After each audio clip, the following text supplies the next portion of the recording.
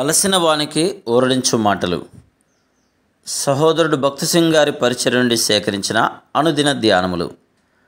July 29. నా రక్షణకర్త అయిన నా దేవుని యందు నేను సంతోషించెదను. హబక్కూకు గ్రంథం 3వ అధ్యాయం 18వ వచనం. అన్ని సమయములలో మనం యెహోవా యందలి ఆనందమును అనుభవించగలం.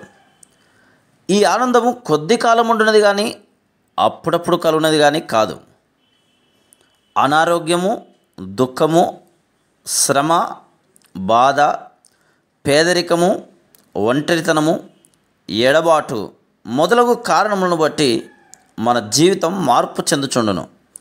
కానీ ఈ సంతోషం దుఃఖకరమైన పరిస్థితులలో ఉన్నప్పుడు సైతము అనుభవించవచ్చును. ఎందుచేతనగా ఇది ప్రభువునందలి ఆనందం. 1 తెస్సలోనిక 5వ అధ్యాయం 16వ వచనములో ఎల్లప్పుడూ సంతోషంగా ఉండుడి అని చెప్పబడుచున్నది. స్నేహితుల వలన కానీ, బంధువుల వలన కానీ, లేక ఇతరుల వలన కానీ ఈ సంతోషం అపహరింపబడదు. మీ సంతోషమును ఎవడునూ మీ యొద్ద నుండి తీసివేయడు. యోహాను సువార్త 16:22.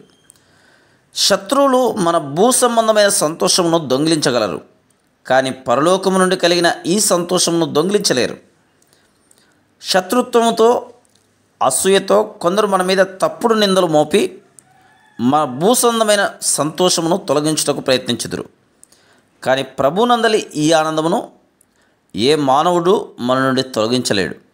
నీ సంతోషము నిజముగా ఆత్మీయమైనది, పరసంబంధమైనది అయిన ఎవరునూ దాన్ని తీసివేయలేరు. యెహోవా యందలి ఆనందం ఎంతో అద్భుతమైన ఆనందం. ఒకడు తనకు కలిగినదంతయు కోల్పోయినను ఆ ఆనందమును అనుభవించగలిగి ఉండును. అంజూరపు చెట్లు పూయకుండినను, ద్రాక్ష చెట్లు ఫలింపకపోయినను, ఒలీవ చెట్లు కాపు లేకపోయినను, చేనులోని పైరు పంటకు రాకపోయినను, గొర్రెలు దొడ్డిలో లేకపోయినను, సాలలో పశువులు లేకపోయినను, నేను యెహోవా యందు ఆనందించెదను. నా రక్షణకర్త అయిన నా దేవుని యందు నేను సంతోషించెదను. హబక్కూకు గ్రంథం 3వ అధ్యాయం 17-18 వచనాలు. 1935 సంవత్సరంలో క్వెట్టా భూకంపంలో 58,000 మంది ప్రజలు 18 సెకండ్లలో మరణించటను నేను చూస్తుని.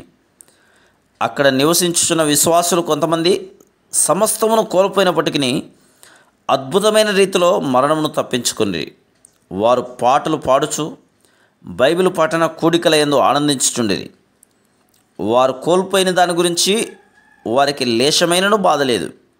వారి సంతోషం యథార్థమైనది. అది ఆస్తి, సంపద, స్థానము, ఉద్యోగంపై ఆధారపడింది కాదు. యెహోవా యందలి ఆనందమును దుఃఖము తీసివేయలేదు. దుఃఖపడిన వారమైనట్లుండి ఎల్లప్పుడూ సంతోషించేవారం, దరిద్రులమైనట్లుండి అనేకులకు ఐశ్వర్యం కలిగించేవారం, ఏమీ లేని వారమైనట్లుండి సమస్తమును కలిగిన వారం. 2 కొరింథీ 6:10. దుఃఖములో సంతోషం ఎలాగున ఉండునని నీవు ఆశ్చర్యపడవచ్చు, కానీ దేవుడే అట్టి ఆనందమునిచ్చును. యేసుక్రీస్తు ప్రభు తుఫానులోనున్న సముద్రమును మిక్కిలి నిమలపరచగలడు. మత్తయి సువార్త 8:26. అదేవిధంగా దేవుని ప్రజలు గొప్ప దుఃఖము, ఎడబాటు, ఏ విధమైన శ్రమ, పరీక్షల మధ్యలో కూడా తమ హృదయములలో గొప్ప సమాధానమును అనుభవించగలరు. దుఃఖకరమైన పరిస్థితులలో మనము మోకాళ్ళ మీదకు వెళ్ళి, దేవుడు తప్పు చేయడు, ఆయన ప్రేమ మారదు, ఆయన వాక్యము ఎన్నడూ తప్పిపోదు, ఆయన సార్వభౌముడు అని చెప్పవలను.